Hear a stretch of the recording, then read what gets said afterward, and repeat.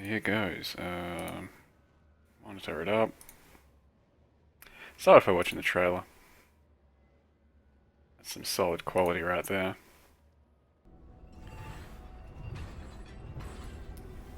You stand before the gates of the Lord's labyrinth.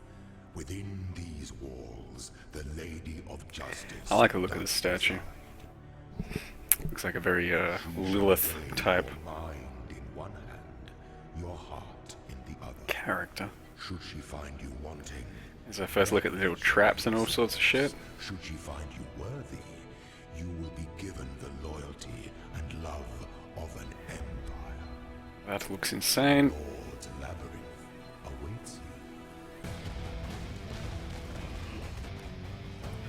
you. Jesus Christ, yeah, all kinds of like traps and stuff just firing off while you're fighting is going to be annoying, to say the least. Stuff like that's going to be fun just to navigate though. I think it's going to add another element to the game. Whirling Blades Master Race, as always. Choose wisely, strike quickly. Yep, Saw Blades. And may you find the ending. Squishy characters are just fucked for this though. I tell you what. It needs some level of defense.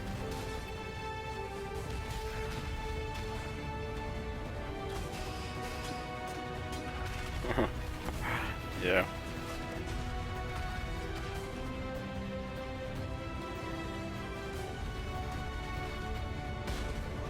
And that's the first look at the boss, kind of, and yeah. Looks like a very weird boss. Can't tell what's actually going on until you pause and zoom in. Ascendancy. Boom. Early 2016. So, pretty much from what we know, we can conclude that Ascendancy is something like what? April? March? Since we start off with the Talisman League on December 11th, leagues usually last at least 3 months, let's just say, 3 or 4 months. The earliest it can really be is about March or April. So, you know, by all means, be hyped. Keep the hype down just a little bit, because we still have about 3 or 4 months, especially with the new league and all sorts of new stuff in that, to first tackle. We got anything happening so far? Lightning Warp, easy peasy. Get the fuck out of here, Lightning Warp. Yeah, so as far as movement skills go, you guys are just talking about that. Whirling Blades, like here. Yeah, it could be insane, but I think just plain running. Fast movement speed and clicking places to just move is going to be the best way around sorts of this type of maze and navigation. Just because Whirling Blades can overshoot where you want to be, and you get stuck on corners and stuff sometimes. So fast movement speed characters like bow users that just have shitloads of run speed, I think are going to be the best for that sort of thing. And like 5 Quicksilvers, obviously, it would be amazing. So anyway, start things off. Trials of Ascendancy. 6 types of lethal traps have been crafted by Izaro into an elaborate puzzle rooms. Entirely new gameplay type for Path of Exile. True enough. Then when we have a look at it. Trials of Ascendancy. There are 6 trials to discover, so 6 different types of traps, they say. Specific type of trap, acting as a form of deadly tutorial. As you complete the 6 trials, your character gains access to the Lord's Labyrinth in that difficulty level. Interesting. So spike traps, pretty straightforward. Weight of an intruder on complex pattern designed by the Labyrinth architects. Don't stand on spikes as they come up, they're probably going to have a sort of trigger time. Going up and down. There's weight though. So yeah, maybe you just have to run over them, and as you do, they pop up, you keep running, can't run back until they pop back down, etc. Blade sentries, so Roombas with spikes by the looks of it. Spike Roombas. Blade Sentries room a specific path. Yeah, seen that in many other games before. Just avoid them. The closer you are to them, the more damage they do, though, so don't get hit by anything other than the outer edge, I suppose. These are saw blades. They are, as someone mentioned, very similar to things that you've seen in Torchlight 2 already. Run back and forth in straight lines, dismembering those that step into them. What's this all remind me of? What's that, Super Meat Boy or some shit? Is that what I'm thinking of? Or is it just Boshy? Same sort of shit. It's all Boshy, Super Meat Boy. Yeah. So this is what our expansion is going to be, essentially. Switch on and off with levers. So you got to find some levers, turn them on and off, otherwise just avoid them. Trails of Swirling Fear. Spinning blades run along a track in the ground, maiming those who get too close. Can sometimes be diverted from one track to another. Fair enough. Don't want to get stabbed by those rusty aid swords. Trail of Burning Rage. This reminds me a lot of the Diablo 3 kind of grates they have in Act 1. Very similar looking. But yeah, infernal stuff pops up. Burns you. Only run over it when it's not there, so that's pretty straightforward. Wonder if fire resistance is going to make a difference for that. God, I hope not. Hate being Captain Resist. And Trail of Stinging Doubt. Now this just looks like a pain in the ass. Dart shooters periodically fire projectiles at damage and slow their victims. Oh god, they slow you as well. These are often linked to hidden pressure plates. Watch your step. Okay, as long as there's some kind of sort of indication of where these pressure plates are and they're not invisible, that'd be okay, I think. But yeah, pretty annoying. And we saw it in the trailer where a guy was like fighting and shit was just shooting all around him. Could be tough. But yeah. Just another challenge added to the game. Similar to Zeri, I guess. Don't stand in shit, avoid shit. Which is always good.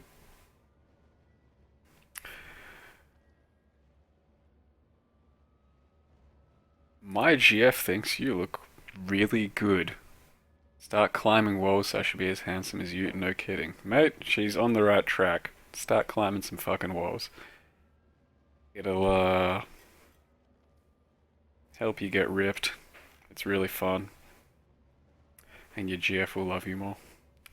The Lord's Labyrinth. So, what happens? An entirely new system for generating sequences of random errors. The overall layout of the labyrinth shifts every day, covering new puzzles and secrets. So supposedly they say it changes every day, so that you can't really ever learn the patterns of the labyrinth and all that. Which is fine. It sounds like someone's building a house outside. Hope that's not terribly annoying for you guys. Having completed the Trials of Ascendancy in the current difficulty level, you may enter the Lord's Labyrinth through the statue of the goddess in San. Sweet. So you gotta complete the trials, that could be tedious, but let's see what they actually even do. We get there. Traps you face in the Trials of Ascendancy are combined in deadly gauntlets throughout the labyrinth. To survive, you need to adapt and think on your feet. That's to be expected. 2 new tile sets, that's always nice. Some areas are incredibly opulent and exhibit fine architecture, because that's what we play for, the fine architecture. It stands as a stark juxtaposition to the deadly horrors of the labyrinth. I wonder if there's going to be a Minotaur in here somewhere. It's a labyrinth, it's got to be a Minotaur, right? Labyrinth was once a lush, well-maintained complex. In the years since it was abandoned, it has fallen into disrepair. Once the irrigation failed, the once fertile gardens became arid. That's a bit of a shame. The ever-changing labyrinth is a first for Path of Exile because its random level generation extends beyond single areas, affects the entire labyrinth at once, so the entire labyrinth gets reset, and is different every time. Every day, that is.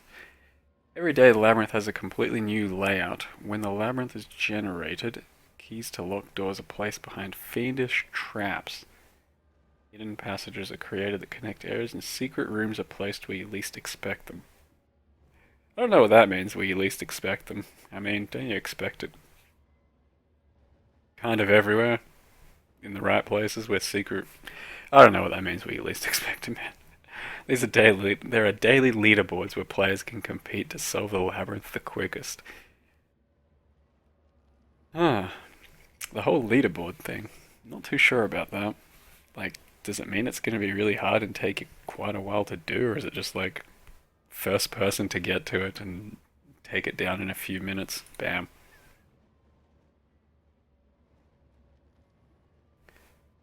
Minotaurs, skeletons, no doubt. Here's hoping I can't hear the smashing. That's good. There's someone just like banging with a hammer, like feels like right outside my window. I expected to come from the left. Well then, bam! They're gonna hit you from the right. Least expected. Emperor Izaro. So he's the boss that we saw in the end of a trailer. You can actually kind of see him when he's frozen. When it was just like spinning around and shit, it looked like a complete cluster. You had no idea what's going on, but this is the boss, and he looks pretty sweet. Emperor, who's like dead. Got a nice chest plate. Couple of swords, and he's got the entire statue thing on his back. It's like possessing him or some shit. Entombed in his own creation, Emperor Izaro lives on. With eternal patience, he is waiting for his invitation to be answered. He will face Izaro multiple times during the labyrinth, and the fight will evolve depending on your actions in previous encounters. So, from what I read earlier, you face him about 3 times. And depending on how well you do on those fights, it's how hard he's going to be later on, I suppose. Lore, lol. I'll let you guys read some lore if you want to in the future. As the architect of his domain, Izaro has constructed many tools to aid him in his fight against you. Each time you encounter him, the fight will evolve very differently. In some parts of the labyrinth, he is protected by runic circles. Runic circles.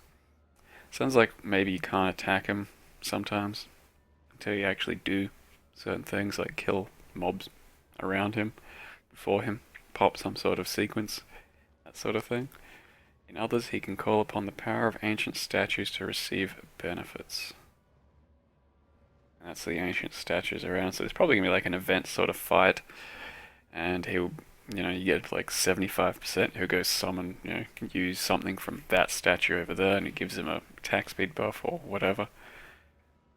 Since there's like some statues that are now highlighted, might just be a sequence sort of thing.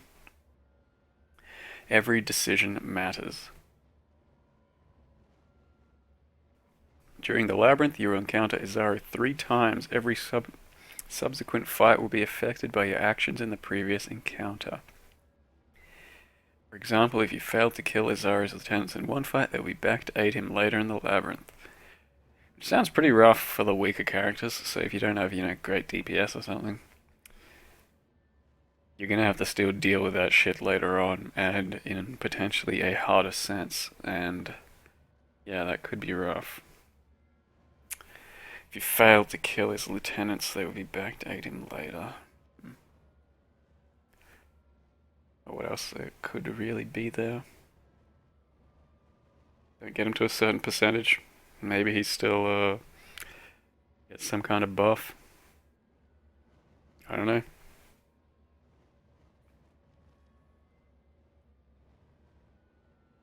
$350, $200 trigger you. Meh.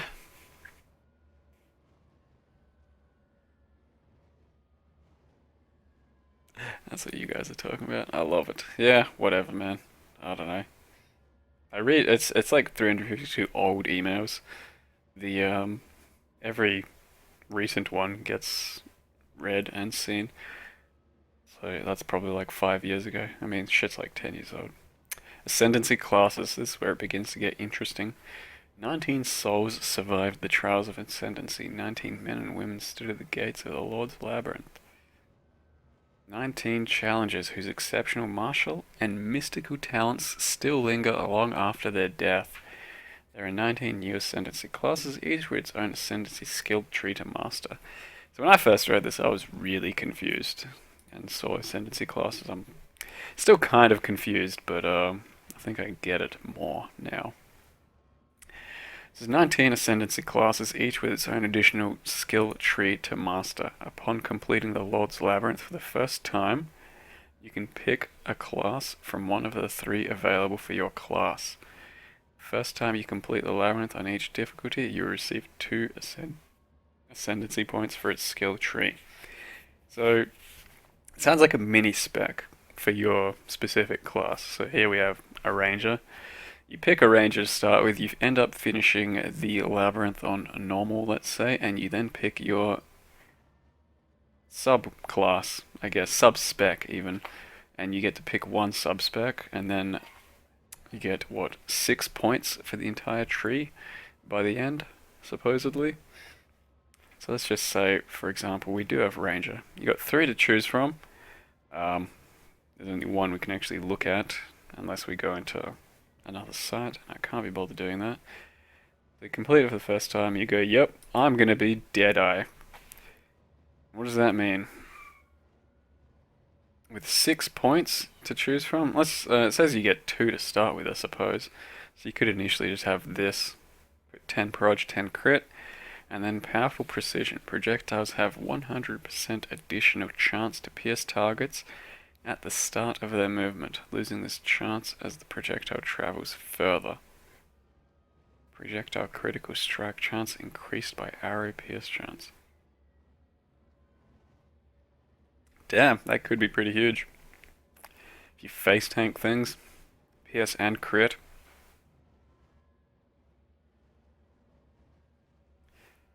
But yeah, a lot of these things you're going to have to really try out and see until the expansion's actually out. We see what has changed and how this affects the current skills. But what else we got? Fast and Deadly. See, I'm much more of a guy that's just up for some straightforward stats. So you got your Fast and Deadly. Give me some of that. 10 attack speed, proj damage, why not? And then skills chain +1 times. It's 1 chain, eh? With some split arrow, with some lightning arrow. That's actually even really good for tornado shot. It would make tornado shots AoE a lot chunkier. Unless it means you actually need chain to begin with for it to chain +1 more time. If it doesn't, then it just plain gives you chain attached to a tornado shot. That would be sick, and make tornado shot probably the best skill out there for bows.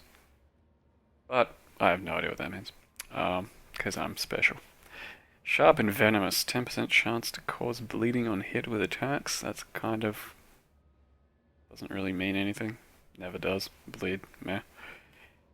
10% chance to poison on attacks as well. Fair enough. Poison might be good in the long run.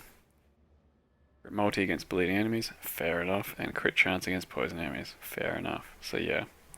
Actually makes those kinda neat. Projectile attacks gain damage as they travel further, dealing up to 30% more damage to targets. You want to stand as far back, and 30% more damage. That's actually pretty fucking huge. I mean, a lot of the time as a ranger, you're going to be standing on the other side of the map to kill things anyway. Especially for split arrow and for lightning arrow. So it's just a flat 30% more damage is colossal. If you stand at the right kind of range, and just for fucking this many points, yeah, that's huge. 200 accuracy, 20% increased radius of area skills. Skills fire and additional projectile. That's pretty good. That could also be very, very useful, especially for the new skill that they showcase that has AoE, the Firestorm sort of thing, and Rain of Arrows. Finally being able to actually get some radius from the tree or from somewhere aside from gear and the gem slot, because the entire Ranger Shadow sort of side of the skill tree just has no radius whatsoever. So it's pretty hard to scale something like Rain of Arrows, typically.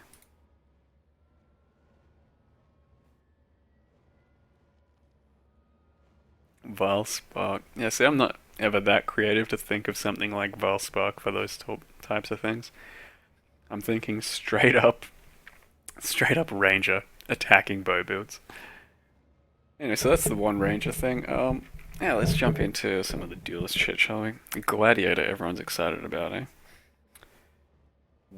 So we start off over here with 2 points. Get some one-hand attack speed and damage. Some 10% chance to cause bleeding on hits. Fair enough. Could actually, in the long run, stack a lot of bleed. If you go swords, for example. Anyway, 25% increased damage against bleeding enemies. Increased damage, that's not really a big deal. Bleeding enemies you kill explode, dealing 20% of their max life as physical damage. That's pretty decent. I'm never big for those types of things though, on kill effects. It's not always that useful, but just for a couple of points, that's actually pretty cool. And a bit more damage, and blood in the eyes. Get some blood in your eyes, and what happens? 6% reduced damage taken from bleeding enemies. That's pretty nice. 20% chance to maim on hit against bleeding enemies. Shit does maim mean? No, 25% increased damage against bleeding enemies. So they really are going for this whole bleed thing, eh?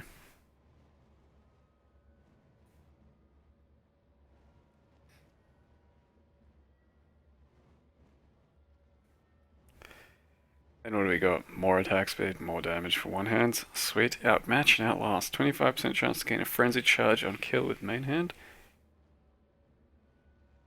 I like it. And 25% chance to gain endurance charge on kill with offhand. That's pretty good. Dual wield Cyclone. No longer need Blood Rage to keep up your charges. And you get both endurance and frenzies. As far as I'm concerned, that pretty much throws away any viability of Duresa's Defiance for your build for the most part, if you're dual wielding, for example.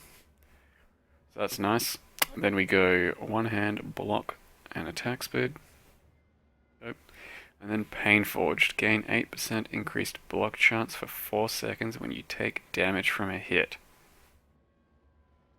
You gotta take damage and you gain 8% block for 4 seconds. I guess that becomes worse and worse as you have more and more block, because you're not getting hit that often, are you?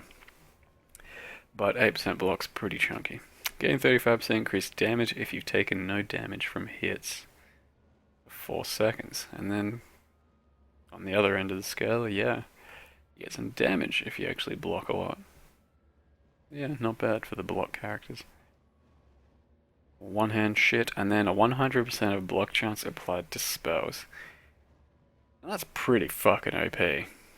Like, you just build a 75% block character now, grab this, and all of a sudden you got 75% spell block too. So that's crazy. I'm not a fan of block, I think it's too strong, and this does not help the case at all, now does it? Violent Retaliation, 4% increased fizz damage per time you've blocked in the past 4 seconds. You could stack that.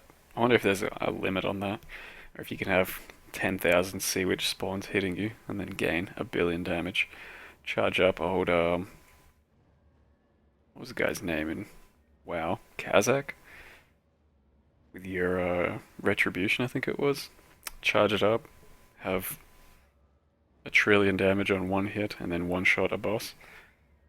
2% increased movement speed per time you blocked in the past 4 seconds, and that's just another cycling buff for your block characters.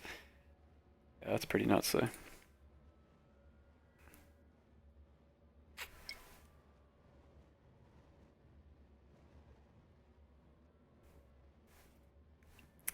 Things look like they're going to be hard to get.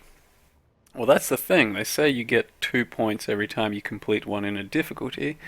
The Labyrinth challenge thing, so if we're to understand correctly, do you get 6 points after doing Merciless? Which means that you can go a full block specialization here. You go 1, 2, 3, 4, 5, 6 after just doing the Merciless, like let's say quest version of this shit. You can get all this block nonsense. Or just by the end of Cruel, you can have 100% block chance applied to spells. I mean, that makes this character, a duelist, damn near immune to spells, as well as physical damage. I don't know. I don't know. Maybe they'll lower the block cap to like 50% or something.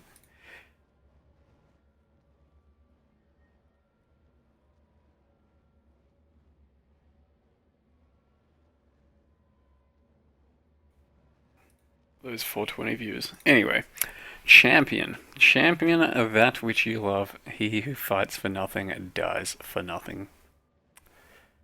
Okay. There's a lot of points on this tree.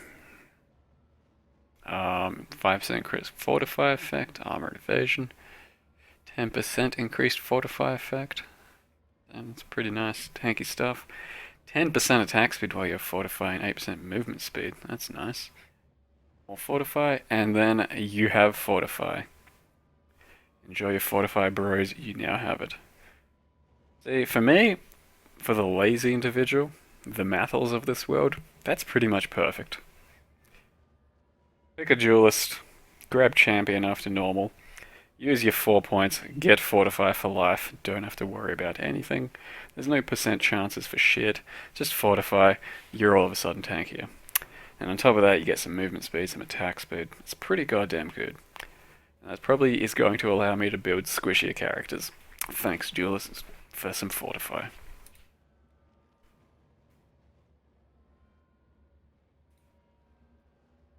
And not only just a fortify, but a better fortify. And it would also actually make these duelist passives probably more worth taking. Now that you can also have some increased fortify effect as well, scale it even higher, and you permanently have fortify, so why not have perma duration? I mean, that's useless, obviously. The melee damage, a bit more melee damage, 20% increased armor as well, makes them a bit more worth it. It's just the problem with these is usually you're not kind of going down below them, usually going around here somewhere. So it's like 5 points instead of 4, which is why these aren't that strong for the most part. New meme period. Yep, everyone has fortify. It's pretty much a meme already. Alright, what's next? Armor invasion, once again, not too bad. 5 attack speed, it's always nice. And then first to strike, last to fall. 30% increased damage when not on low life. When not on low life. That's pretty much all the time, right? 30% increased damage, not bad. And then 100% increased armor and evasion when on low life, and status ailments are removed when you reach low life. So below 35% life, you have 100% more armor, or increased armor and evasion. Kinda useful, I guess, but by the time you're at low life, your chances are pretty boned anyway. Status ailments are removed though, that's pretty good. I don't know. Can't really see myself taking that too often, unless I just want the 30% increased damage. Anyway, 5% increased effect of your auras you cast. Oh, that's nice. And then inspiration, you and nearby allies deal 30% increased damage. Cool. And then 5% move speed. Yeah, that might just be another nice little buff you grab for some deeps and party buff. Taunt duration. Who cares? 10% chance to taunt on hit. Gain 6% reduced damage taken for 4 seconds on killing a taunted enemy. Okay, fair enough. I guess you kinda care then. 6% more DR. So if you really want, you could stack that shit there. Go grab your fortify, and then 2 points there. You could potentially have 6% DR. Quite a bit. Quite a lot. More taunt duration, and enemies you taunt have a 20% increased chance to be stunned. Okay. And they take 15% increased damage. That's actually pretty good as well. 15% increased damage, eh? I wonder if bosses are going to be taunt immune. Like if we're taking WoW as an example, for the most part. Or if you can get more than just 10% chance here. Because 10%, It's okay, and it'll be good for some things, like Cyclone maybe. Things that attack really fast besides Cyclone. But otherwise, I'm not sure you can sustain that 15% increased damage. Then a Slayer.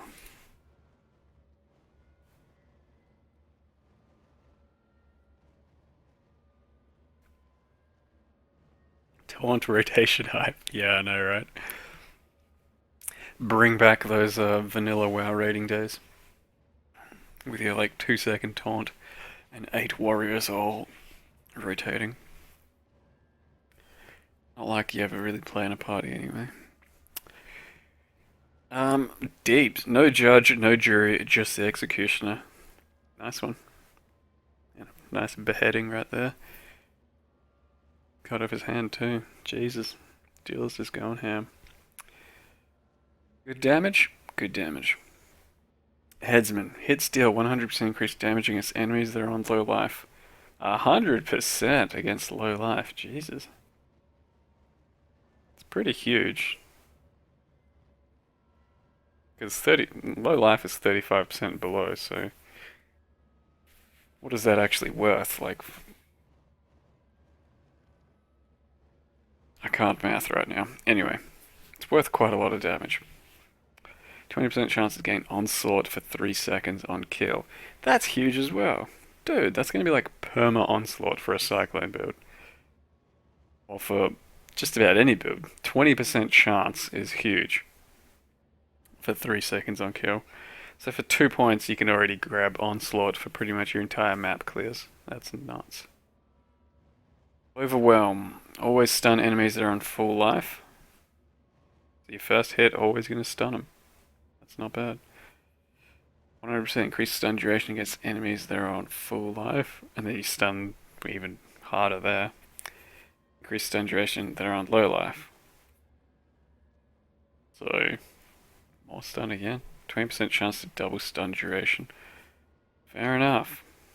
It's not bad for a defensive thing, for an offensive character. More deeps, and then Bane of Legends. 40% increased damage against rare and unique enemies.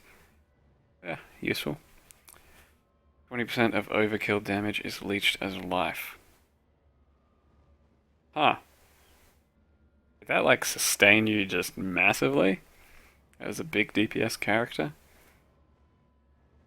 Throughout maps? Because you overkill quite a lot. Like, it'd be straight up useless for a boss fight, obviously, but for maps, I think you could easily just keep yourself at 100% life, right? It just mirrors that kind of crazy.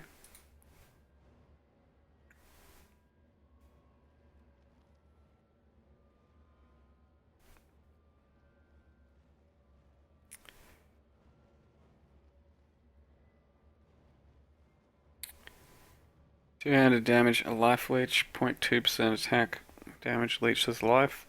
Fair enough. Kinda useful, nothing too huge. Brutal Fervor, 30% increased damage while leeching. Is that like useless for Valpact then? Only useful if you're like gaining life when you don't have much life, which is barely going to be ever. I'm not sure I understand when exactly that's going to apply. 5% radius, pretty nice. And impact, single target melee attacks deal splash damage to surrounding targets. 50% less damage to surrounding targets. 15% increased radius of area skills. Is that like basically deleting melee splash from the game and replacing it with this? Which could be an actual solution depending on how much radius we can get. Just like have a 6-link single target, beefing that single target up as much as possible. Grab this and all of a sudden you have an AoE skill? Is that what I'm to understand? As long as it's actually got decent AoE, that could really bring back a lot of the single target skills. Two-hand, dual strike. Double strike, double strike. Deal each bit of damage. Endless Hunger. Plus 5% of maximum life per second. To maximum life leech rate. Life leech effects are not removed at full life. Oh, that's pretty not nasty, yeah. Cannot be stunned while leeching. Also not bad. But probably not reliable. Oh no, that is reliable enough. Yeah, definitely. As long as you're always hitting, you're always leeching, thanks to that overleech. You can be stun immune, so you don't need actual stun immunity anymore with this thing. Plus 5% of maximum life per second. Maximum life leech rate. Okay.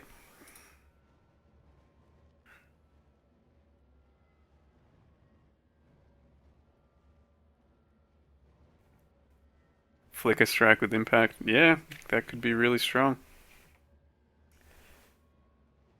That could be really damn strong. Impact, save your entire link on Flicker Strike, make it cost a lot less. And Flicker Strike doesn't require huge amounts of AoE, so even if this doesn't have great AoE, it's probably good enough for Flicker Strike. You're right on that account. And I wonder, no, I'm thinking would Leap Slam count as a single target skill? But I guess that's AoE, isn't it? Because having Leap Slam, Splash, doesn't really count though, does it? It's an AoE. My bad. What else though? Glacial Hammer, I mean you wouldn't really want to do that. Don't think. That'd be kinda crap. Probably more just Double Strike than anything else. Viper Strike maybe even. If Viper Strike doesn't suck.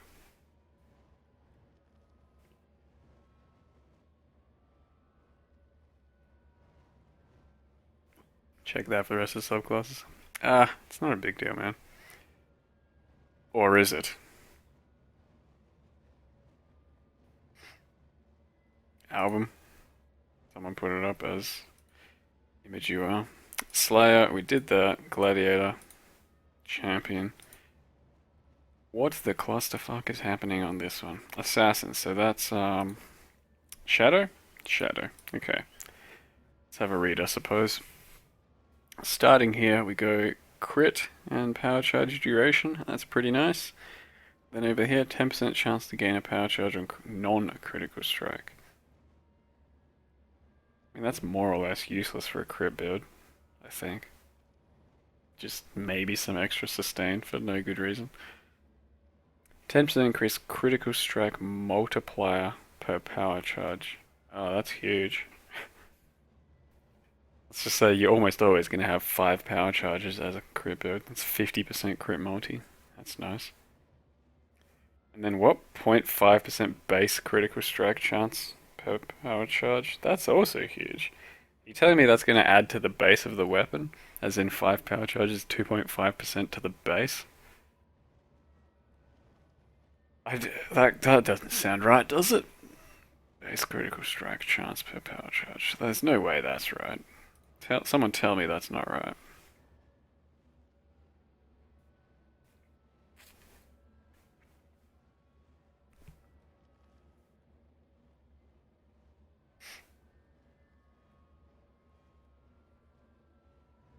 Is that actually what I'm understanding it to be? Because, I mean, imagine that. You can then have. You could build, realistically, a 6 power charge bow user. And all of a sudden, you have a Lionized Glare with 8 base crit. And you can make a proper Lionized Glare crit build. Right? You can make sword builds with fucking 10 crit base on them, which can then crit cap swords. Like, the possibilities just about endless here. A base crit per power charge.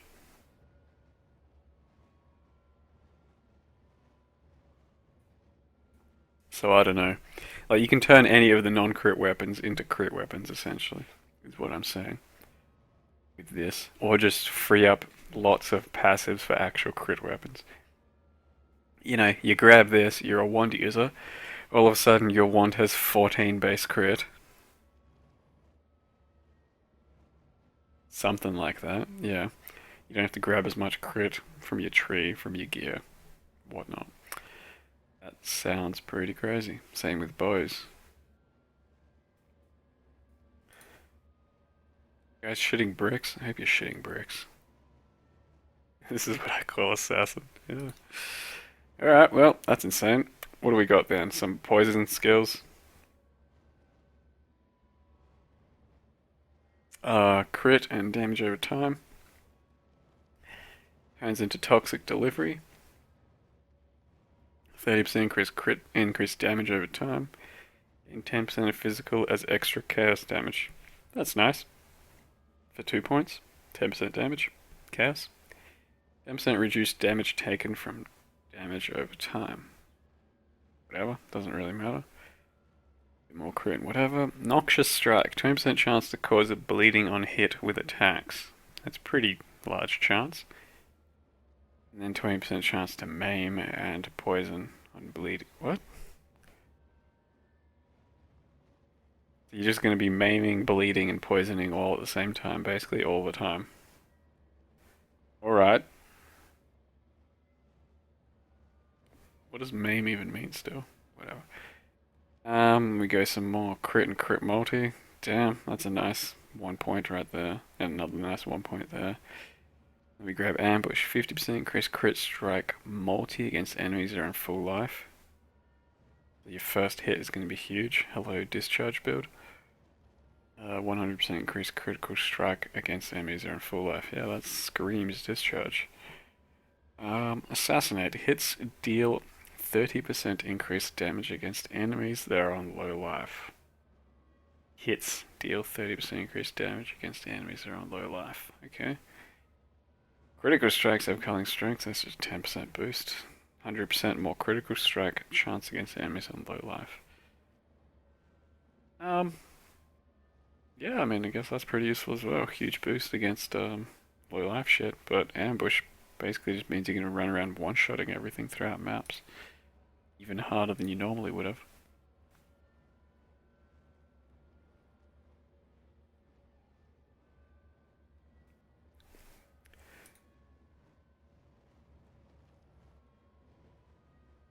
Yeah, nuts. Saboteur, is that the next one? Saboteur. What, a whole trap nonsense? Yeah, so this isn't going to interest me too much. I'm really not into traps. Blind. Fine, traps. Alright, let's read it anyway. You start there. God knows what that is. Who really cares? So we start there and then hit that one, and that does Explosive Expert. Gain 10% of fizz damage as extra fire damage. I mean, that doesn't even specify traps or anything, does it? Gain 10% of physical damage as extra fire damage. That could work for anything, yeah? Damage penetrates 8% elemental resistance. That could work for anything as well, right? Or am I misreading these things? Because it doesn't specify anything from traps. 10% reduced damage taken from traps and mines.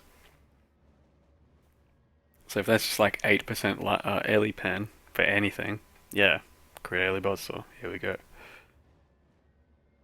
Something along those lines. Or a trap.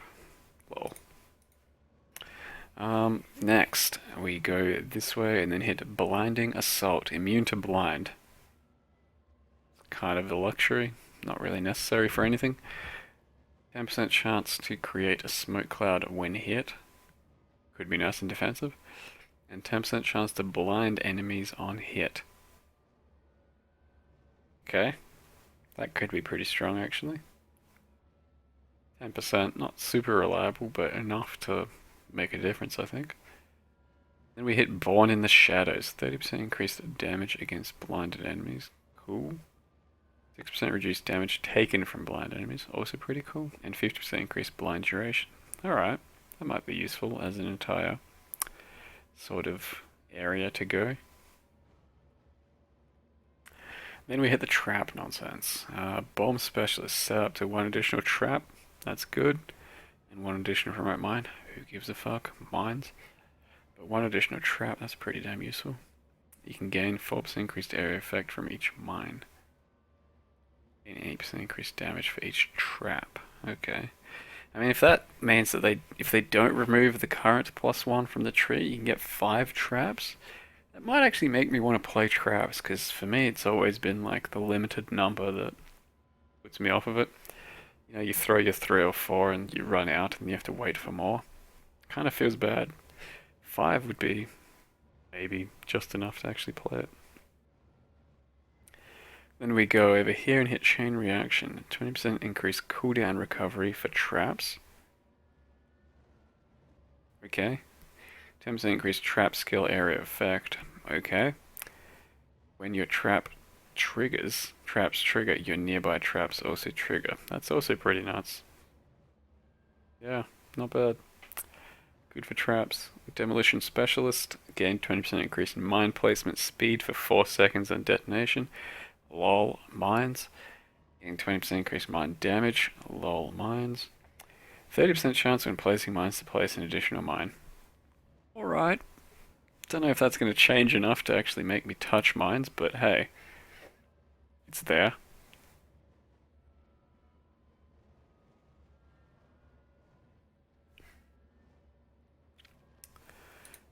What else we got? Juggernaut. So what's that? We roll our way down to Marauder. We make ourselves we're a Juggernaut, bitch. Actually, it looks pretty good. Swinging a giant fucking hammer. What divides the conqueror from the conquered? Perseverance. Really? Sure it's not just being fucking huge? Perseverance it is. Let's have a look at what Marauder has. Start there, go up. Unstoppable. You cannot be slowed to below base speed. Ah, oh, suck a dick, tar zombies. And chains and stuff. Chilled ground. Oh my god. Alright, movement speed cannot be modified to below base value. Solid. That was a solid 2 points right there. Undeniable. 8% increased attack speed, 1000 accuracy rating. Fuck, that's huge. I mean, that is a free gem slot. 1000% accuracy, 8 attack speed. That means you don't have to actually pretty much get any accuracy from your gear. Maybe a couple of notes for tree for percentages. But that takes care of a lot of like your crit build accuracy right there. For 2 points. It's not bad. 100% increase stun threshold. Armor received from body armor is doubled. That's pretty huge for armor. And stun threshold. That means you're pretty much going to be stun immune. As a life-based armor marauder. So, yeah. Beefy. Beefy as shit if you take that for armor.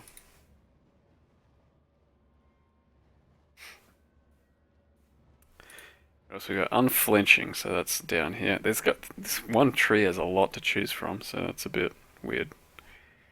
10% chance to gain endurance charge when you are hit. I mean, if you're steamrolling things, that's not very reliable. +1 max endurance charge. So, yeah, you just take it if you want 1 endurance charge. And you wouldn't really rely on this for anything.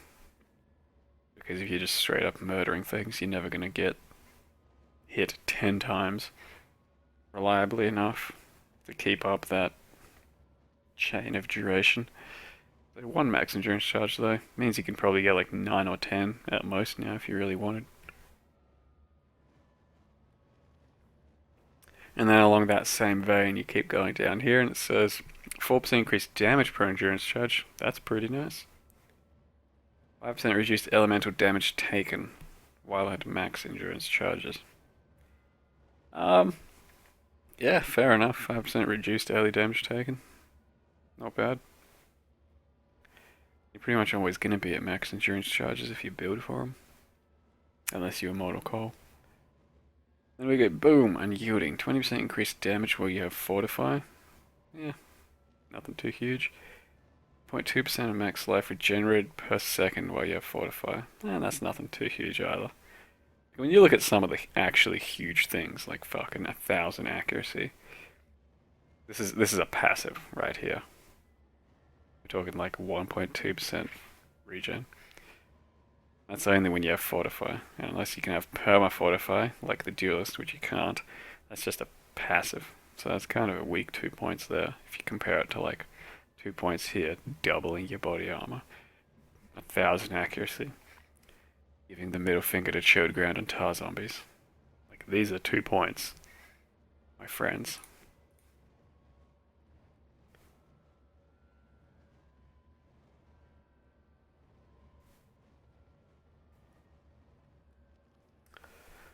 Yep, solid. Then we go down to the Witch, right? Scroll down. Witch. Necromancer. Certainly not up my alley because we're talking all kinds of summoning shit. Let's have a look, shall we? Oh god, it's going everywhere. Up, down, right, BABA. What do we got? Starting down here, jump straight into Chaos Resist. Minions do extra damage. Beacon of Corruption, 20% increased chaos damage. What is that for? Like just for the new chaos skills, or your minions and shit supposed to deal chaos damage? Your minions spread Caustic Cloud on death, dealing 10% of their max life as chaos damage per second. It could be pretty high, but I don't know anything about summoners. Do your minions die, so they have lots of life? Are they going to do lots of chaos damage? Is it a viable strategy to kill things? Who the hell knows? You and your minions have 1% additional damage reduction for each zombie you control. It could be useful, certainly. Minions have damage and life. Pretty good nodes, I suppose. Spectres have 100% increased max life and 100% increased damage. That sounds pretty goddamn strong. Like, back in the day, or even now, I suppose, you could have Spectres doing most of your damage, right? 100% increased life and damage for those. That make a lot of things extra viable now. For you minion summoning Spectre guys. 100% extra damage, like that's huge.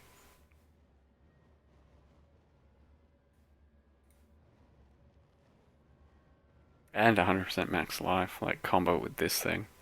Maybe when they die, they drop 10 billion chaos damage worth of damage. But you don't want them to die because they're Spectres. Or as you cast, so we go down here for 2 points, or as you cast, grant 4% increased damage to you and your allies. Nifty. Or as you cast, grant 2% increased attack and cast speed to you and your allies.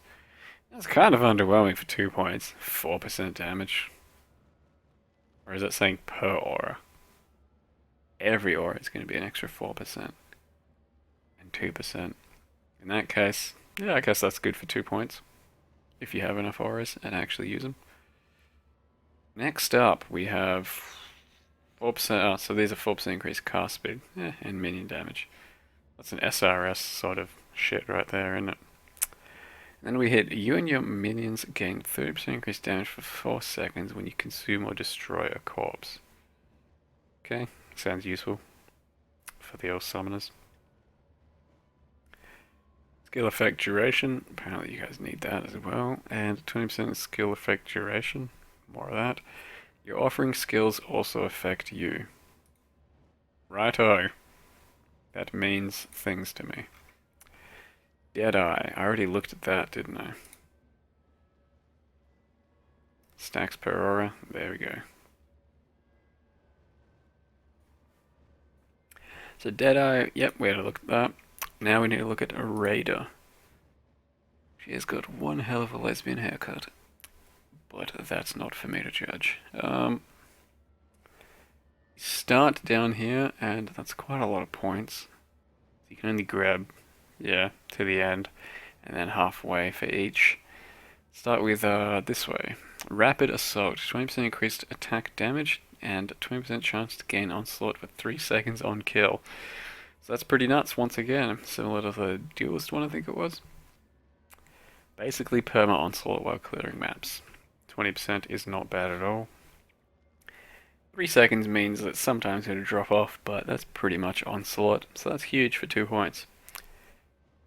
But then we have Avatar of Onslaught, 50% increased Onslaught effect, 20% increased attack damage during Onslaught, 25% more chance to evade melee attacks during Onslaught, 15% more chance to evade projectiles during Onslaught.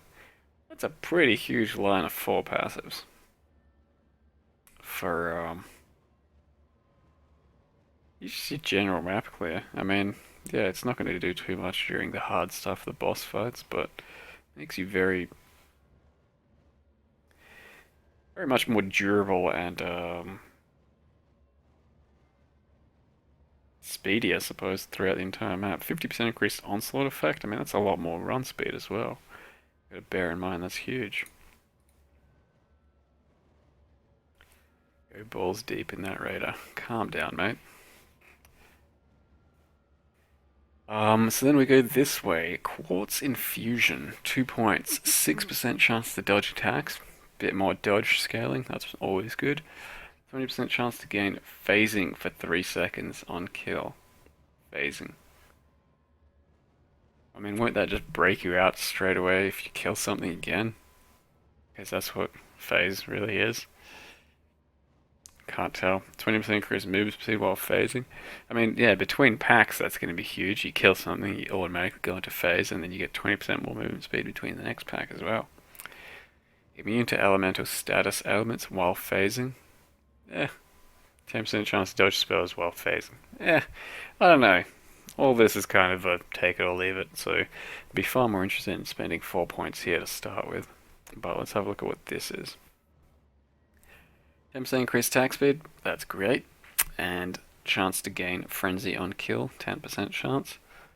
You could probably sustain off of that. Almost. As a ranger anyway. And then we go boom, boom, 2 more points. 1 max frenzy, not bad. 3% increased attack damage per frenzy. 3% increased attack speed per frenzy. 2% increased movement speed per frenzy. Jesus! That is such a buff to like an 8 frenzy build, like I'm playing right now. Let's just say high and clone. All of a sudden I have 16% attack speed. 18%. 16% movement speed. My bad. 24% attack speed, 24% attack damage, and shit, another frenzy charge. So all of that plus all of that more. That's pretty goddamn nice. Is it going to be better than Avatar Onslaught though? Decisions. As far as I can tell, you're going to be deciding between these 4 or these 4, and then if you go up 2 or up 2. It seems like you'd probably want to do these 4 and then grab Onslaught. If you're going a full frenzy build. Maybe. I don't know, that's going to be up to you guys to decide. Yeah, this tree's perfect for my build at the moment, definitely. That's just it.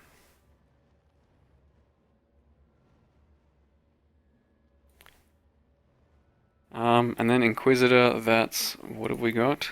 Templar. And then Scion, unannounced, you only got 1 choice apparently. Maybe it has like 10 different branches that you can choose from. Who knows? Templar.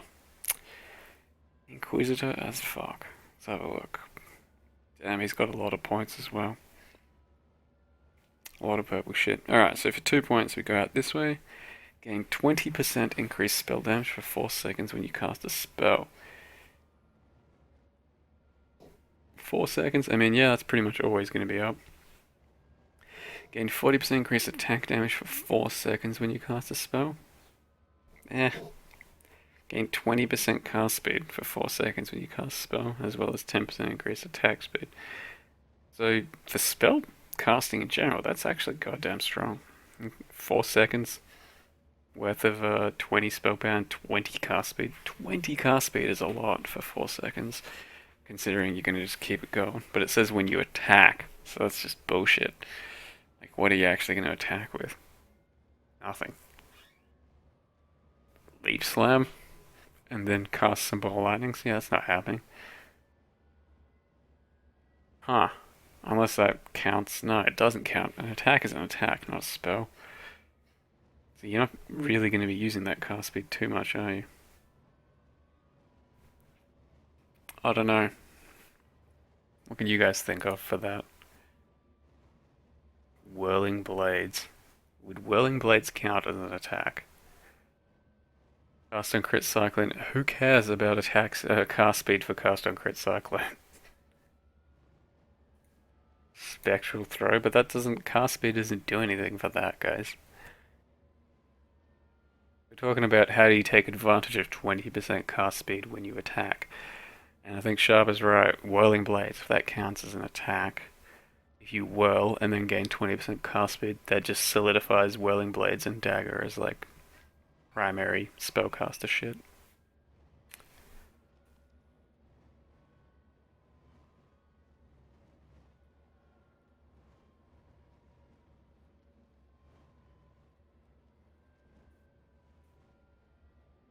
Mm.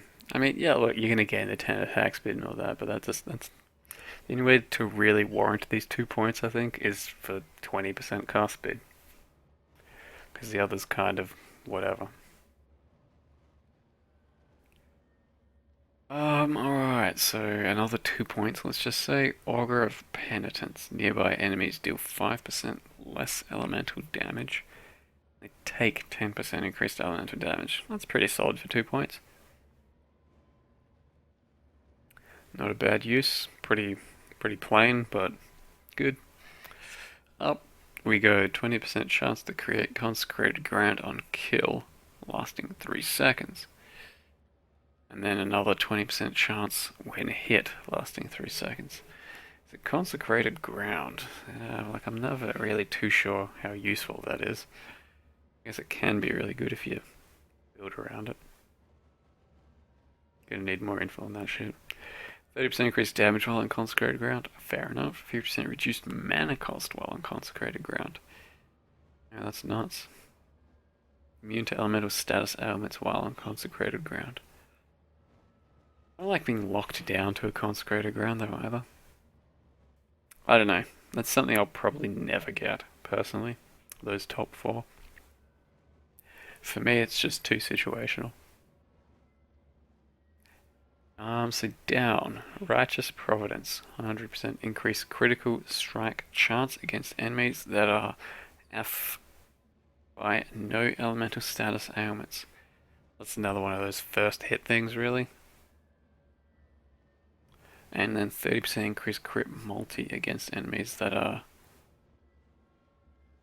afflicted by elemental status ailments. So it's just more damage in general. Yeah, for the most part, except for the first hit. And then we go 2 more points to Inevitable Judgment. Critical strikes ignore enemy elemental resistance. Non-critical strikes penetrate 10% of enemy elemental resistance. Well, I think we all know what we're playing as our crit Ellie characters. It's a fucking Templar with Inevitable Judgment. Critting and ignoring enemy elemental resistances is straight up insanity. That means you could also save an entire gem slot on penetration skills. Gems.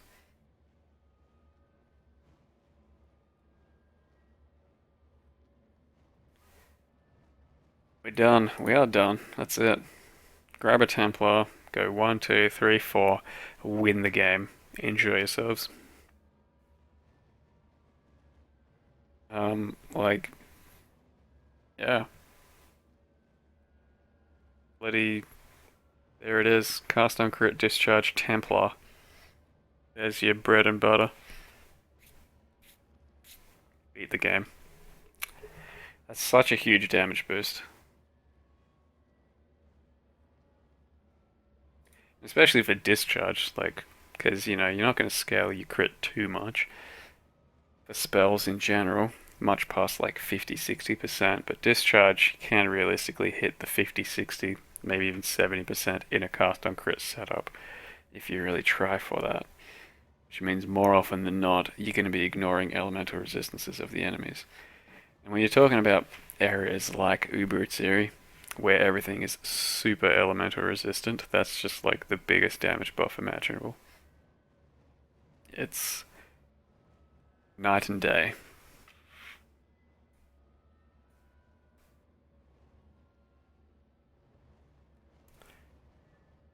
Yeah, so crit, Path of Crit, my friends, by the looks of it. Templar, um, and Shadow over here. Just crit. Like, this is going to make. Right now, you got your non-crit builds. You got your crit builds. Yeah, crit builds are a bit better. As far as I can see now, we're going crit builds up here, non-crit somewhere down here. That's as best as I can tell what's happening at the moment.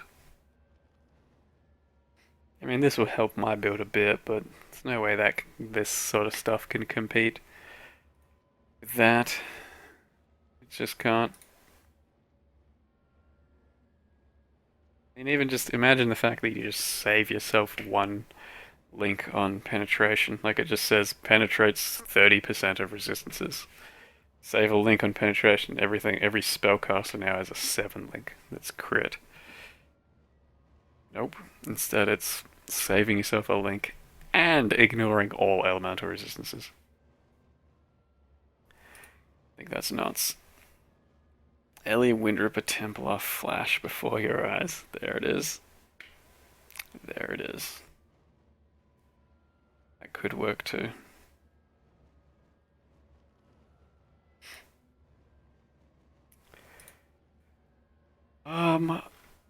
So that was probably the most interesting thing to come out of this so far, which is Ascendancy classes. The expansion. So Ascendancy classes, you're going to be able to pick one of 3 once you clear the first labyrinth in normal, and that starts you on your path towards greatness. In some cases. But yeah, that looks like just about every class is going to have something pretty overpowered and pretty special.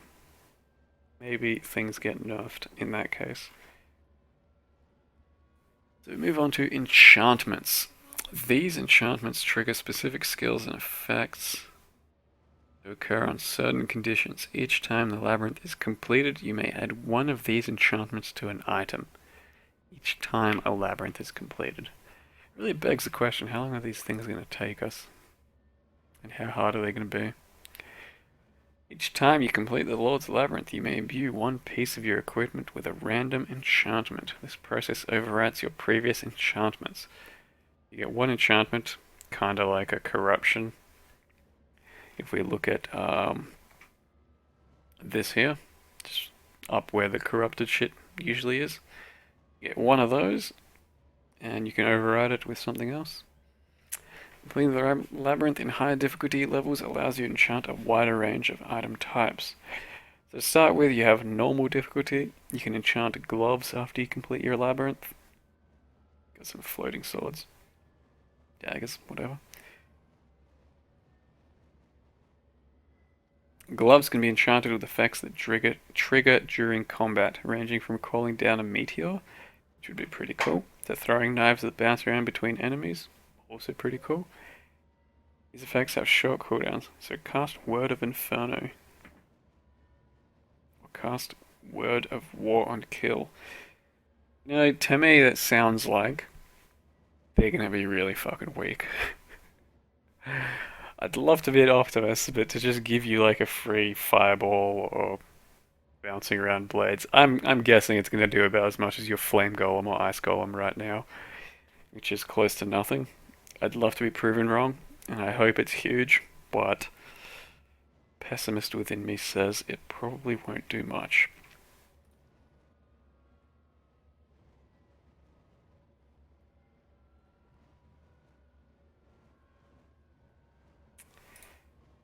Next up, Cruel difficulty. You finish the Cruel difficulty, you can do boots with effects that conditionally benefit you in combat.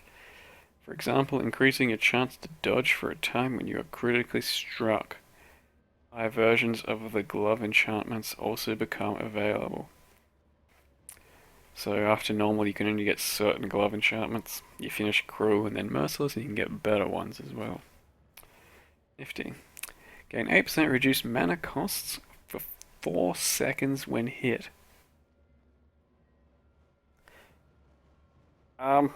That's kinda useless.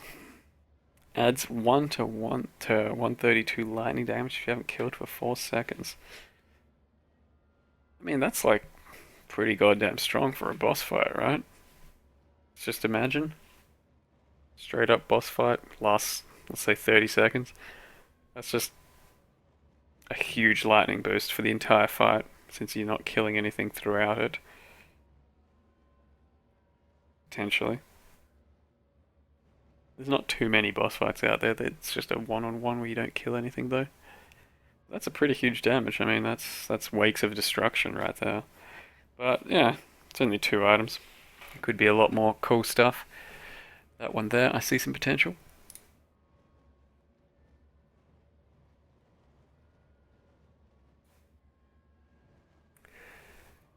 Um, you say most bosses have ads? Yeah, most. But I mean, let's just say Atziri, for example. Most of Atziri won't have ads, except for the ad phase, right? The ad phase, and it doesn't matter if you have a bit of extra lightning damage there. All of Atziri you're going to be killing with an extra 100 lightning damage. Merciless difficulty, you're able to enchant helmets with effects that benefit a specific skill. So that's potentially crazy. There are many of these, so rolling the right skill for your build can be challenging. Yeah, that sounds like it will be hard. Higher versions of the gloves and boots also become available. So for example, we got ourselves a massive Skull Crest Lion Pelt, all of 80 life and 29 lightning resist. Yet it has 20% chance for discharge not to consume charges. It's going to be hard for that to be reliable for like a self-cast discharge build. So yeah, like it's just kind of a bigger buff to cast on crit discharge. And I suppose you could do something with self-cast discharge. It'd just be a nice benefit every now and again. It's not like you can rely on it, is all I'm saying.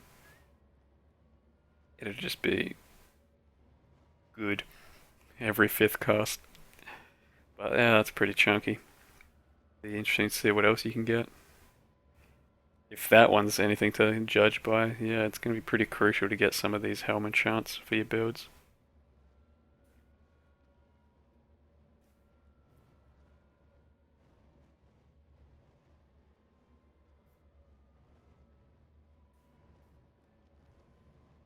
So enchantments, eh? That's going to pretty much force you to do some labyrinths.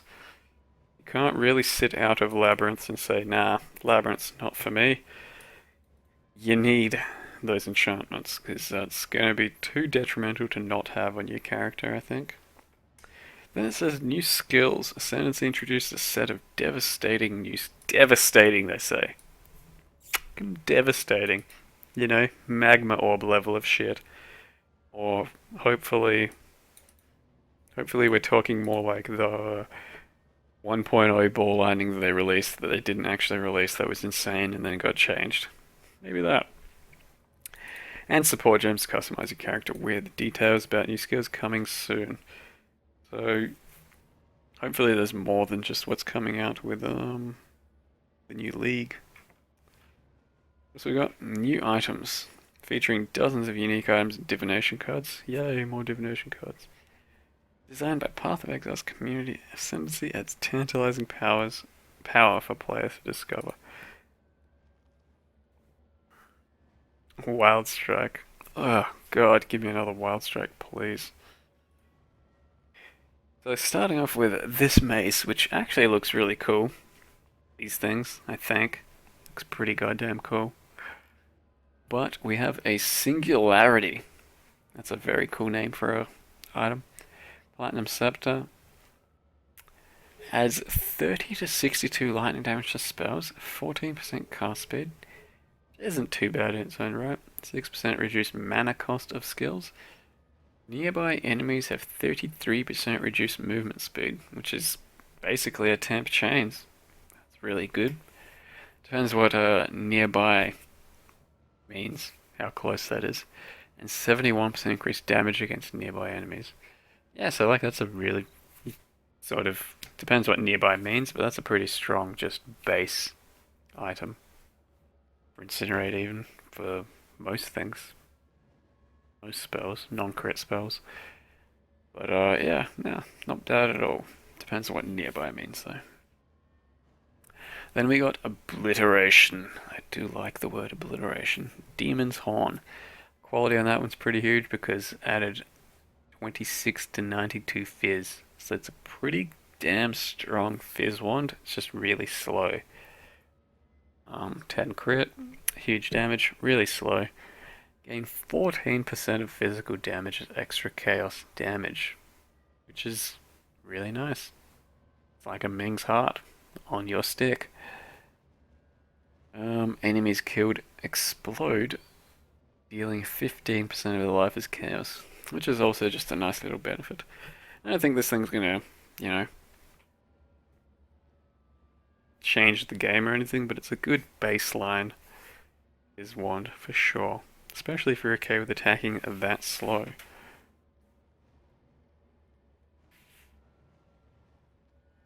Offhand weapon, cast on melee kill, what?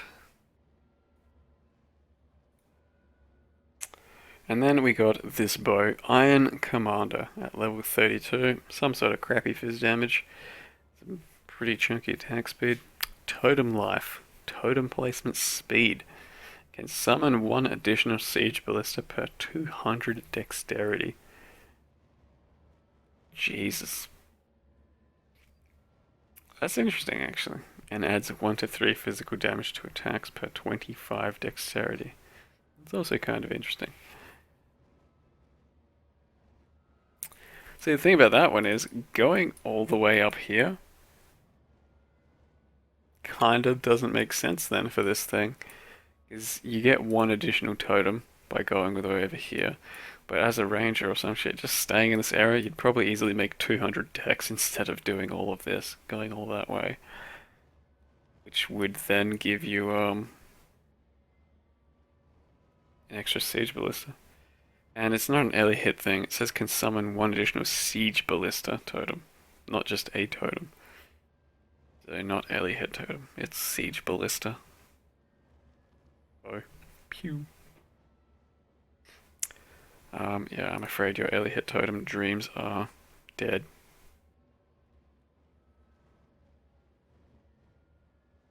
Oh, damn it, it's dead. No early hit totem. Unplayable without a certain unique. Who knows, man? Who knows? Anyway, it's level 32 bow. Surely it'll be accessible to everyone anyway. Coming early 2016. So am I. In the meantime, we'll be releasing the Talisman Challenge League at December 11, something we already know. And there's more info there. So as we said, early 2016 should probably be around March or April, since it'll be after the Talisman League. Sound good? Sounds fucking excellent. Good things to come, I think. Look at the Roomba go.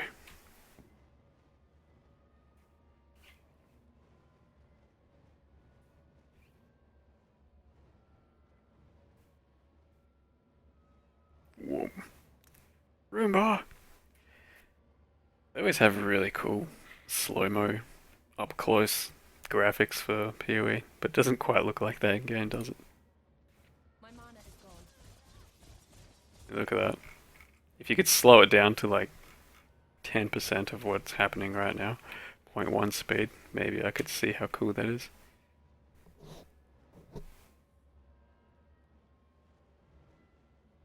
Five times actually. Yeah, you could probably do that. Chris video gameplay. What am I supposed to look at it?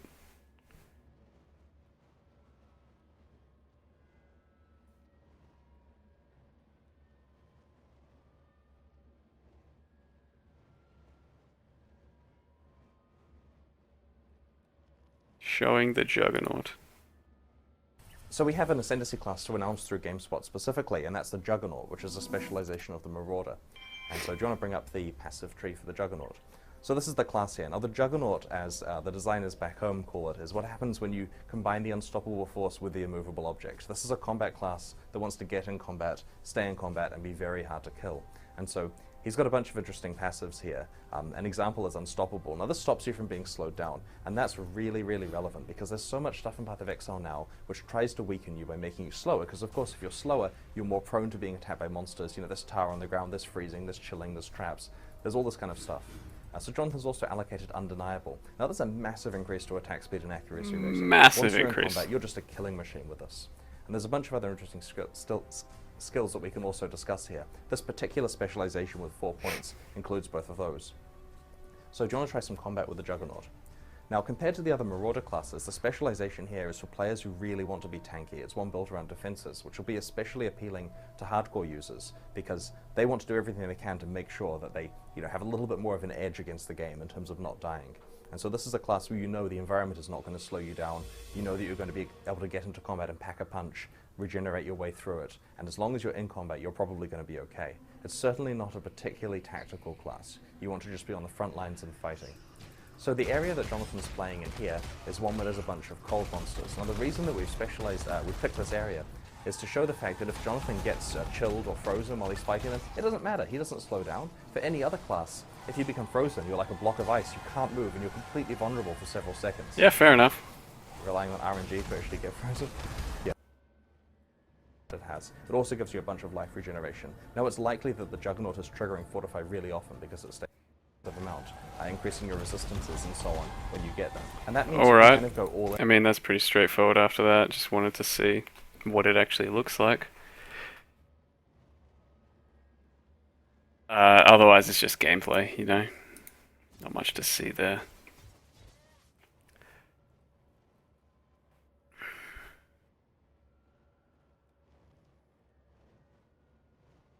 Video at the top shows the labyrinth. Alright, we'll check that out as well.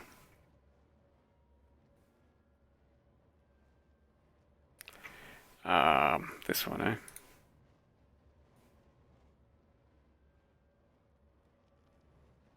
$19. Hi, I'm Chris Wilson from Grinding Gear Games, and I'm with Jonathan Rogers, our technical director today. We'll be showing you some of Path of Exile Ascendancy.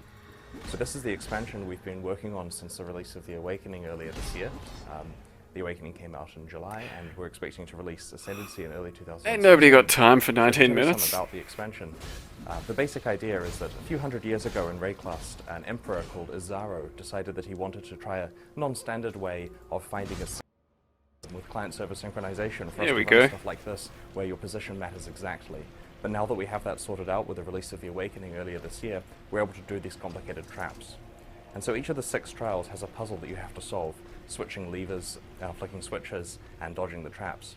Alright, that's pretty straightforward. Teaching you the mechanics of how spinning blades work, and it's a gentle introduction, one that can be lethal, but it means that later on when you encounter spinning blade traps in the labyrinth, you'll understand how the mechanics work so that you're able to get through some much more difficult puzzles.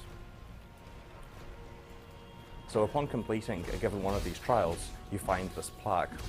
Tagging all 6 of them in the world gives you the ability to access the labyrinth. So now with this one complete, Jonathan's going to warp to a different area and show you a completely different type of trap. So this one here is inside the crematorium in Act 3, and it demonstrates the rising lava trap. So as you can see on the screen at the moment, there's lava and you'll die if you go down there. So Jonathan's going to wait until the lava subsides, then explore this area. Oh boy, waiting, my favorite. Now the interesting thing to note about this place is that there are these fire skeletons, and they're immune to the lava effects. They come out of various monster spawners, and once the lava starts to rise again, you have to get off it very fast, so he needs to run to safety, otherwise he'll die in a couple of seconds.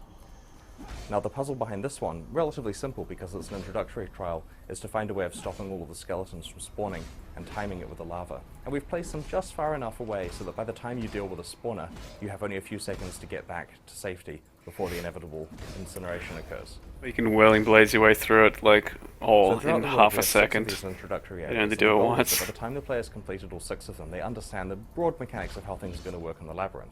Speaking of which, it's time to show you the actual labyrinth itself.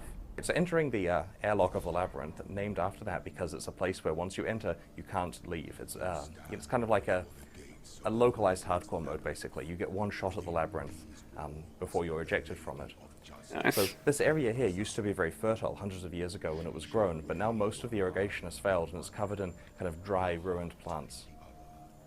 So upon entering, this has locked it in so that this is going to be a one-person run of the labyrinth. You can play with up to 6 people if you have a party. Yeah, right. 6-person labyrinth.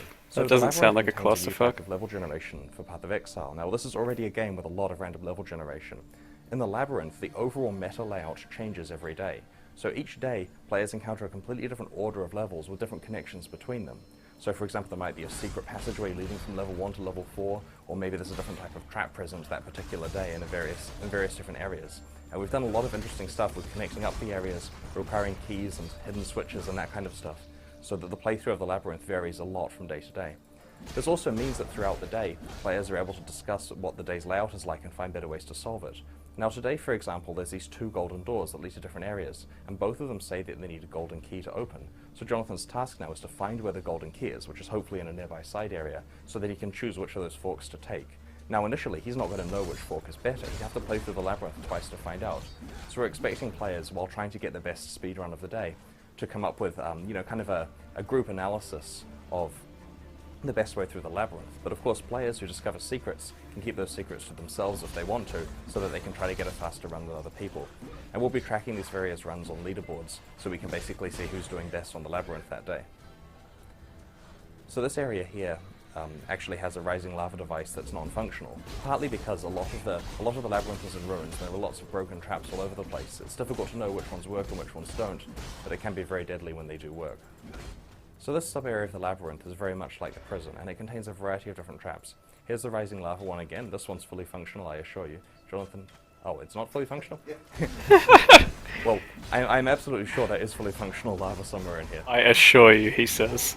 Fucking So one of the quality. characteristics behind this area today is that there are tar zombies, and these are ones that can encumber your progress as you move through it. Ugh, lame. This is also home to a lot Tar of different zombies. types of traps, including the spike traps, which is a type that we haven't demonstrated so far. So, great. So this is an interesting thing to talk about. Jonathan's noticed there's a switch there, and this is kind of hidden. It's certainly not mandatory that you notice it. So upon clicking the switch, you'll see that a wall opens up. And this is essentially a secret room.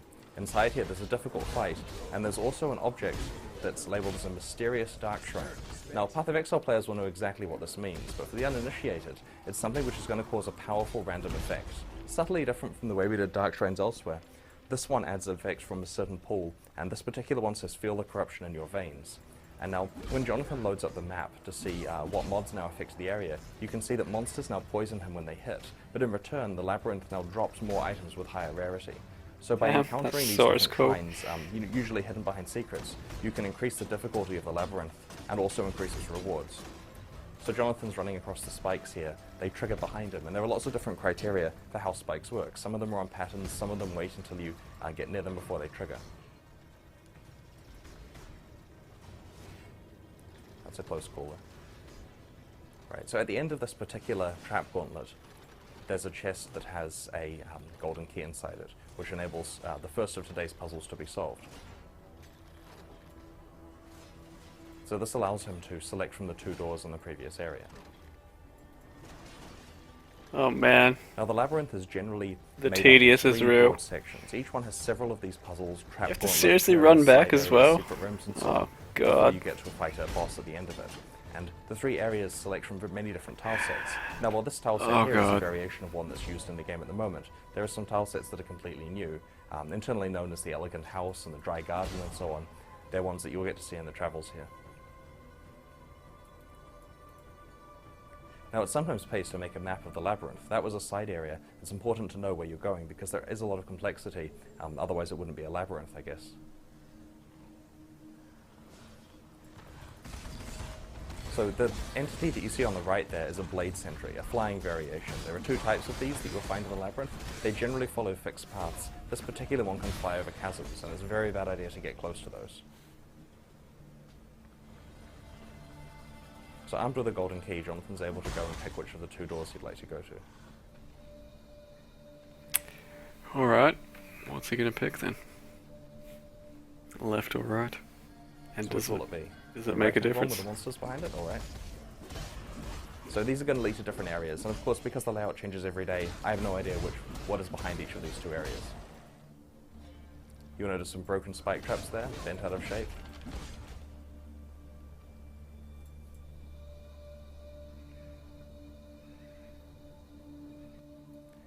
Great, so this is a variation of the crypt, and it's the area immediately after that particular golden door. Of course, the other one would lead to a different area. This one has its own distinctive types of traps in it. I'll leave you guys for a second. Just gotta go take a piss.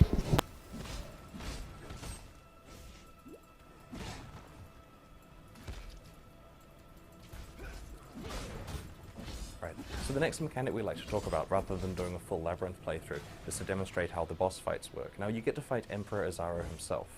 And the interesting thing here is that you'll fight him multiple times throughout the labyrinth, but the effects of one battle will affect the other ones. So upon fighting him the first time, the fight is simpler than the other ones, there's less stuff going on, but the way that you deal with it dictates a lot how the other ones work. It's one thing to take the throne, Ascendant. It's quite another to keep it. So Emperor Azaro has a spirit above him, which is the goddess that he was worshipping before he was entombed in this labyrinth, and the spirit will do area denial and basically cast things while he's got his own agenda. Now this particular variation of the fight has these 3 statues. As you can see, Jonathan's running around and tagging them.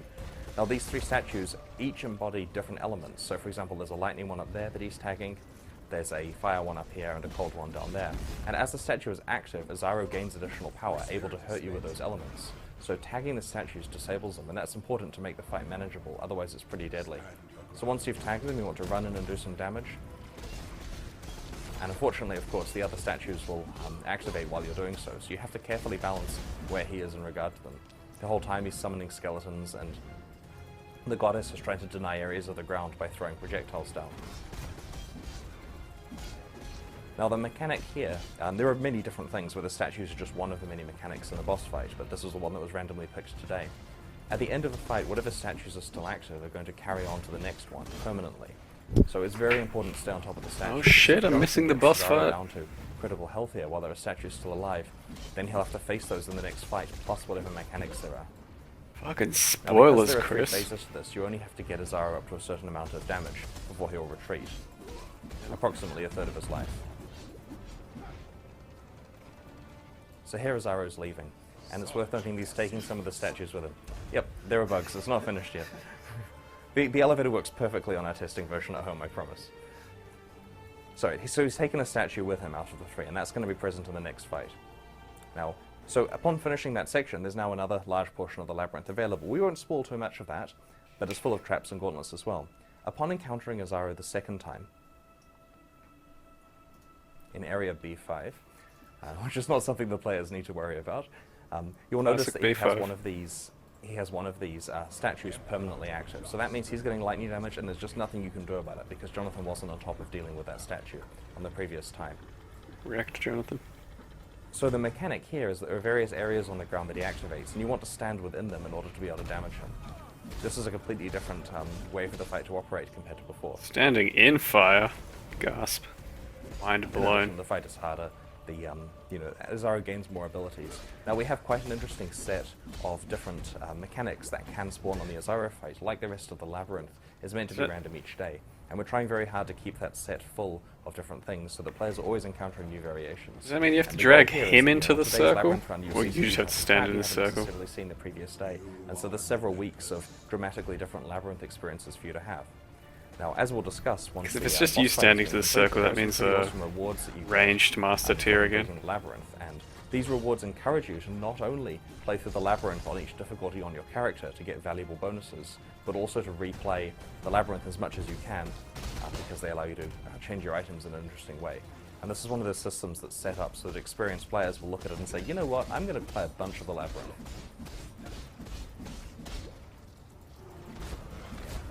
When designing the characters for the demo here, we purposefully pitched them so that it's a relatively challenging fight with Azaro. Great. So he's retreating, and the fact that there are still some circles active, I believe, will power up the next fight. So this is now the 3rd phase of the labyrinth, which we'll skip over the traps in. As you can see, it's a completely different tile set. This is the Dry Garden one. This one is home to some interesting things. I believe that the spinning blades and trees. It's got the shooters, right? So yeah, there's a lot of dart shooters in the Dry Garden, which I believe we haven't shown yet. So this is the 3rd phase of the Azaro fight. Now it's important that we have to show all 3 phases here because otherwise you can't get the rewards, which is something we worked out. So as we continue with the development of the expansion, of course, we'll continue to add more variations of the fight. These are the few prototypes that we have working at the moment. Now you'll notice that the goddess on top is causing versions of her to appear on the ground in various places, and this creates area denial. So a mechanic here is that lieutenants get introduced throughout the fight. Azaro has 3 lieutenants that are immortalized in the labyrinth with him, and they add to the fight. And it's very important for you to deal with these as they appear, because if you let all 3 out, Azaro is going to become extremely dangerous. Well, he's getting What's your fucked life? up. He's fucked. Yeah, so he's out of flasks here, so he has to go and Panic kill some skeletons flasks. to get flask charges back. So this is where it starts to get really difficult. Now, normally in a regular playthrough, if Jonathan were to die here, that's his labyrinth attempt for this go completely over. Damn. You have to start Can't with die at all. each time. In this particular version, and due to the fact that we expect to die in our demo, we've set it up so we can start again from the beginning of this fight if it happens. So thankfully it's not all over in that case. But it looks like he's handling it okay here. He's got one of the lieutenants down out of the 3 total. Lieutenant of the Mace. That's his name. Jesus. Now, Get wrecked. depending on what's picked for a given day, the earlier mechanics that you've successfully or failed to bypass may affect lieutenants in different ways. In this particular case, Izaro's lightning damage means that it's very dangerous for him to hit you, but also extremely dangerous if there are lieutenants around distracting you during the process. Great, so upon killing Izaro, you get some item drops, and then you're able to move through to the Ascendancy Chamber where you get to see the rewards. Now this is the reason why people are completing the labyrinth. There are basically 2 things here. So the first one is a system that we're adding in this expansion, and this is the big deal. So this is the concept of Ascendancy classes. Each of the character Gladiator. classes in Path of Exile can now specialize in one of 3 subclasses. So the duelist that Jonathan's playing can now become a Slayer, Gladiator, or Champion. And this is something we've never had in Path of Exile before. There were pretty 7 awesome. classes and a massive skill tree. But now we have the ability to further specialize into one of 19 new subclasses, which enables you to have 26 distinct types of character in the game.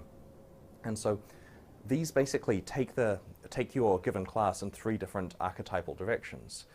The Slayer is dramatically different from the Gladiator, which is dramatically different from the Champion. For example, the Champion has nodes like Inspirational, which mean that you and your allies have additional damage and movement speed. And this is great for duelists who want to run a bunch of auras, or want to specialize in things like Fortify here. This permanently gives you this buff that was previously a conditional thing that you could only get sometimes. Yep, you have Fortify. So he's selecting the Gladiator. No, and this is a Fortify! bunch of nodes that we can show you here.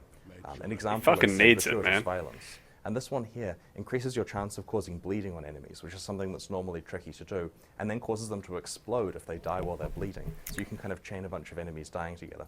So do you want to allocate the 2 points in Gratuitous Violence? Great. So God, you that get looks 2 points for each time you complete the labyrinth the at way. a new difficulty level. So that can means zoom that it down. at this point in the game, in normal difficulty, at around level 35 or so, you've got your 2 points. Then in Cruel, you get 2 more, and in Merciless, 2 more. So you aren't able to allocate your entire Ascendancy tree, but you're able to get a good portion of it. Many of the nodes, but you still have to choose not only what Ascendancy class to specialize in, but also what to do within that class. So the other reward that you get is Ascendancy Crafting. This allows you to put an Ascendancy mod on an item. Now in normal difficulty, you can put on mod on some gloves. So here Jonathan's adding one to his gloves, and it gives him Word of Blades. Now correct me if I'm wrong, but I believe this one causes blades to appear as you kill enemies, and it's got a cooldown on it. Is it So completely Jonathan's now random? going to show some combat, Whatever you get? both with the Gratuitous Violence keystone that he selected with his Ascendancy specialization, but also the Word of Blades skill. So here are the dart shooters that I referred to before in the Dry Garden, which of course is full of Devourers, and our players will understand what joy that brings. And so because he has Gratuitous Violence, it means that there's a 10% chance he causes bleeding on enemies, and they'll explode when they die.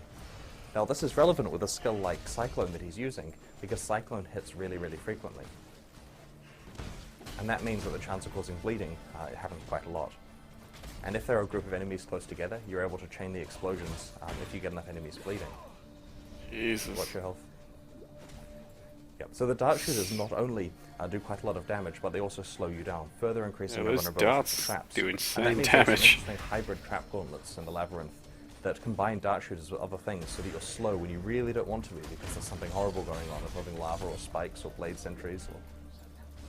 That's mana-based Cyclone, mate. Right. So one thing to note about this Gratuitous Violence specialization here Forever, is that you have the ability to purposefully set someone to a bleeding state by using a skill like Puncture. If you puncture them, then they will be guaranteed to explode when they die. So do you want to try out the Word of Blades skill? Yeah, so he has to dodge all of the dart shooters. Now he's had a lot of practice of this. I'm terrible myself, which is why he's playing and I'm just narrating. So as you see, once you get hit, the hits start to pile up as you gradually get machine gunned in the corner. Oh, he's getting fucked. Fuck this side. So he's I struggling. hate it already. Yeah, so there's pressure plates that you can stand on that will cause additional things to trigger. And we've tried very hard to hide stuff like that all over the place. So, you know, the problems just keep piling up as you're playing through this if you're unprepared. So once he gets through here, he'll be able to fight some monsters to demonstrate the Word of Blades skill. So the idea with the Ascendancy mods on the gloves is that you get a random one, but you don't want a random one. You want one of the ones that's good for your character build. And so it pays to do the labyrinth repetitively to try to get the mod that you're looking for. Now on higher difficulties, there's a wider range of different mods available, and they can go on more items. Great, so he's equipping Word of Blades now and putting his gems in it.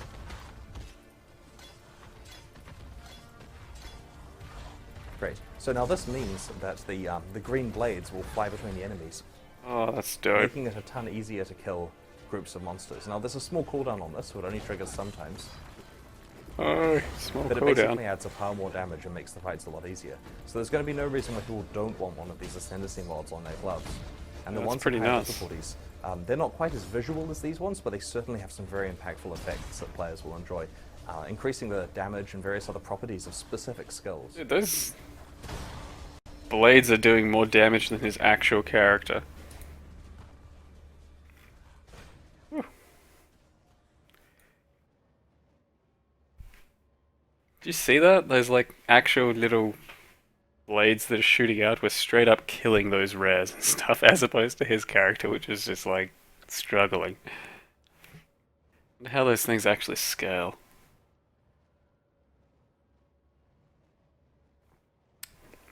But yeah, running through all that shit, oh man, that's gonna wear down my nerves, I reckon. God, this is actually really hard to read compared to over here, when I can see different names and everything. Well, that was pretty decent. Now, like I said, guys, keep your pants on, calm down. Still got about 3 or 4 months of this level of hype to maintain, so I wouldn't blow your load just yet.